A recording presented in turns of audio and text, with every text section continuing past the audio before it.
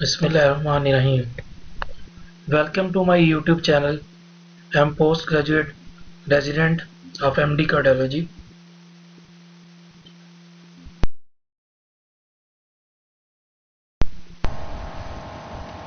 आज के इस वीडियो में हम डिस्कस करेंगे पोस्टीरियर मायोकार्डियल इन्फॉक्शन। ये प्रीवियस लेक्चर्स की जो है ना कंटिन्यूटी है। जब सबसे पहले हमने डिस्कस किया इन्फीरियर वाला एमआई, फिर राइट वेंट्रिकुलर इन्फॉक्शन। टुडे हम डिस्कस करेंगे पोस्टीरियर मायोकार्डियल इन्फॉक्शन। इसको हम देखेंगे कि ईसीजी में ये कैसे प्रेजेंट करता है। इसकी सारी हम चीज़ें इसी आज की वीडियो में देखेंगे। अच्छा, पोस्टीरियर मायोकार्डियल इन्फेक्शन बेसिकली ये 15 to 20% ना इन्फीरियर और लेटरल वाला एमआई के साथ प्रेजेंट करता है। लेटरल वाला हम नेक्स्ट वीडियो में डिस्कस करेंगे। और 5 to 10% ये आइसोलेटेड ये प्रेजेंट करता है पोस्टीरियर मायोकार्डियल इन्फेक्शन।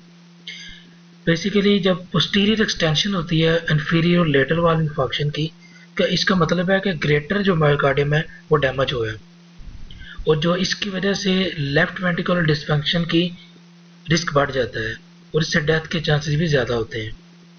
यानी इसको आसान अल्फाज में ये कह लें कि पोस्टीरियर मायोकार्डियल इन्फेक्शन जो आइसोलेटेड है 5 to 10% प्रेजेंट करता है, और इन्फीरियर और लेटरल वाल के साथ 15 to 20%। और जब पोस्टीरियर एक्सटेंशन होती है इन्फीरियर और लेटरल वाल इन्फेक्शन की, और लार्ज मायोकार्डियम जो एरिया जो है डैमेज होता है, इससे क्या होता है कि लेफ्ट वेंट्रिकुलर के डिसफंक्शन और डेथ की रिस्क जो है बढ़ जाता है, क्योंकि लेफ्ट वेंट्रिकल मेन कंपोनेंट है जिसने कार्डिक आउटपुट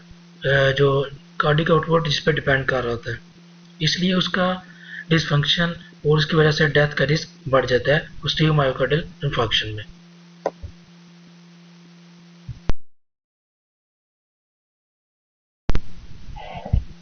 अब हम देखते हैं कि ईसीजी में कैसे पोस्टीरियर वाला एमआई हम डायग्नोज करते हैं।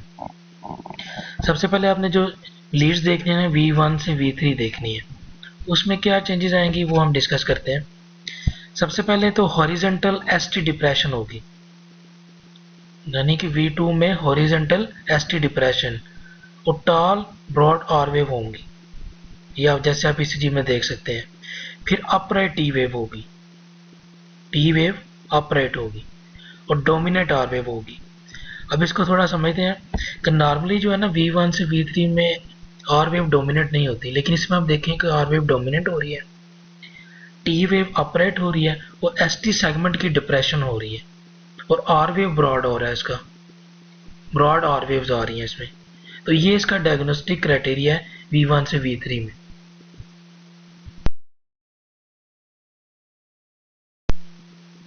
अब ईसीजी में ना आप देख रहे हैं कि ईसीजी को ना हमने उल्टा करके पढ़ा है, यानी कि जो V1 से V3 लीड्स है ना, इसमें हमने V2 लीड जो शो किया ना, इसको हमने उल्टा किया, यानी कि ईसीजी को बैक साइड से हमने पढ़ा। तो इसमें देखें चेंजेस रिवर्स हुई हैं। V2 को जब हम उल्टा करते हैं तो उसमें एसटी एलिवेशन भी आ रहा है, टी वेव डिप्रेशन भी आ रही है, क्यू वेव्स भी आ रही है। लेकिन इसी लीड को जब हम सीधा करके पढ़ेंगे, सीधा करके रीड करेंगे, तो ये देखेंगे कि ST elevation become ST depression, Q waves become R waves, terminal T wave become upright T wave। यानी चेंजेस जो है सीधा करके देखेंगे तो पोस्टीरियर वाला एमआई की तरह आएंगी, और जब इसी चीज़ को हम उल्टा करेंगे तो चेंजेस ये रिवर्स आएंगी। ये कंफर्म करने के लिए भी हम देख सकते हैं V1 से V3 लीड्स को।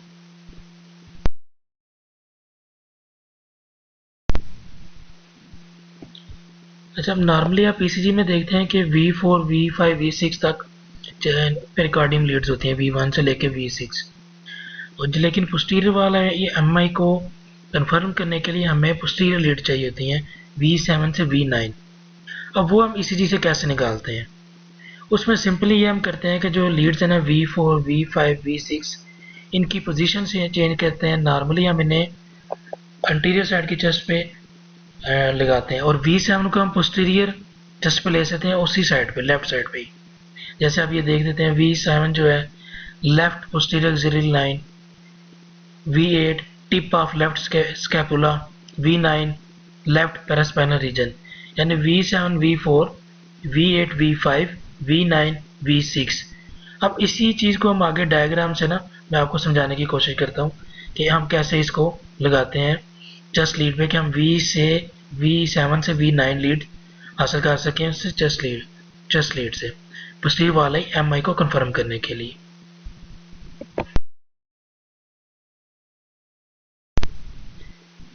अब पोस्टीरियर लीड्स कैसे निकालते हैं, इस डायग्राम से ना मैं आपको समझाने की कोशिश करता हूँ कि कैसे हम निकालते हैं। नॉर्मली जो हम V7, V8, V9 लीड्स हमारे पास नहीं होती पेरिकार्डियल लीड, V1 से V6 तक होती हैं। इसमें हम करते क्या है कि जो V4 से V6 लीड है ना, नॉर्मली हम उसी साइड की लेफ्ट साइड की पोस्टीरियर चेस्ट पे, पोस्टीरियर साइड ऑफ चेस्ट पे लगाते हैं। जैसे आप देख सकते हैं कि V7 हम लगाते हैं posterior mid axillary line, V8 कहाँ पे लगाते हैं, टिप ऑफ स्कैपुला, और V9 जो है पेरास्पाइनल रीजन पे। यानी V4 से V6 को हम पोस्टीरियर साइड ऑफ की चेस्ट पे लगा देते हैं ऑन लेफ्ट साइड, तो हमें पोस्टीरियर लीड मिल जाती है।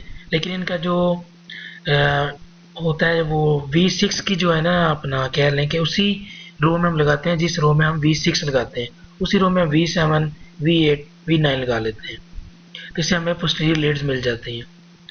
और ये एक आपने बात जो याद रखनी है कि पोस्टीरियर लीड में 0.5 mm की एलिवेशन भी सिग्निफिकेंट है to diagnose posterior wall MI।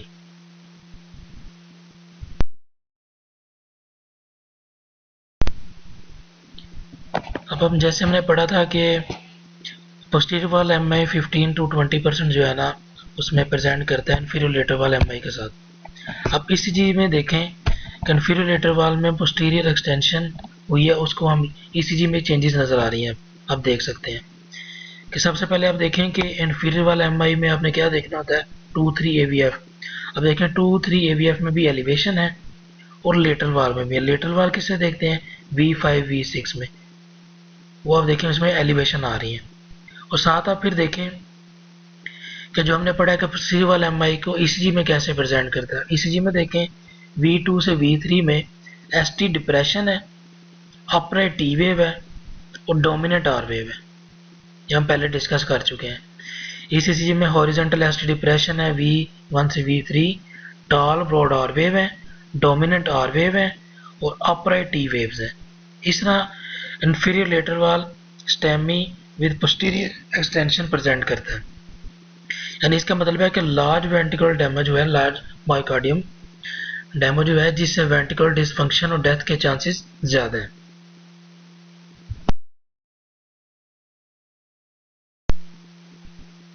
इस ECG में देखें कि इंफीरियर लेटरल वॉल के साथ हमने इसकी पोस्टीरियर लीड्स निकाली हैं ECG से ना।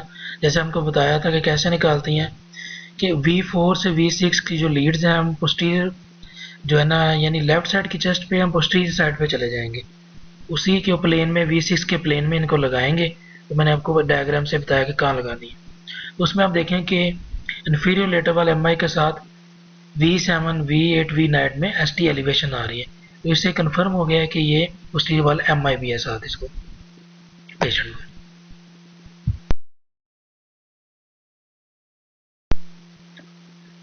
आज तक की जो वीडियोस हमने बनाई है इसमें सबसे पहले हमने ECG बेसिक्स से स्टार्ट किया था। P वेव क्या होती है, क्यूरेस कम्प्लेक्स क्या होता है, ST सेगमेंट, T वेव, फिर इनसे मजीद हमने आगे डिस्कस किया कि ब्लॉक्स क्या हैं, left bundle branch block, right bundle branch block, complete heart block, first degree block, second degree block. फिर हमने डिस्कस किए कि MI कौन कौन से होते हैं अकॉर्डिंग टू वाल्व। और आज तक जो हमने डिस्कस कर ली है उसमें इंफीरियर वाल MI, right ventricular infarction, posterior वाल MI, ये आज तक हमने डिस्कस कर लिए। नेक्स्ट जो हम देखेंगे वो अंटीरियर वाल MI, अंटीरियर सेप्टल वाल MI और लेटरल वाल MI को डिस्कस करेंगे।